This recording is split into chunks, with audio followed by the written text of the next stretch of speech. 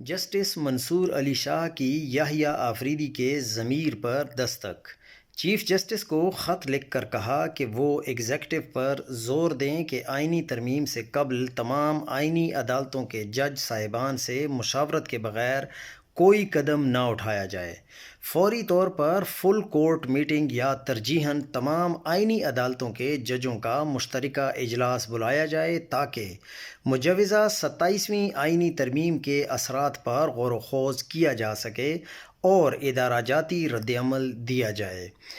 مجوزہ ہے آئینی ترمیم میں وفاقی آئینی عدالت کسی حقیقی اصلاحاتی ایجنڈے کی بجائے عدلیہ کو کمزور اور قابو میں رکھنے کے لیے سیاسی ہتھ کنڈے کے طور پر سامنے لائی جا رہی ہے۔ وفاقی آئینی عدالت کے جج کسی آئینی اصول یا طریقہ کار کے بغیر بالکل اسی طرح جیسے آئینی بینچ کے جج مقرر کیے گئے براہ راست حکومت کی مرضی سے تعینات کیے جائیں گے۔ ایسا انتظام فیصلہ کن اختیار ایگزیکٹو کے ہاتھ میں دے دے گا اور عدالتی عمل میں سیاسی مداخلت کے دروازے کھول دے گا۔ یہ جسٹس منصور علی شاہ نے آج کہا ہے اپنے خط میں۔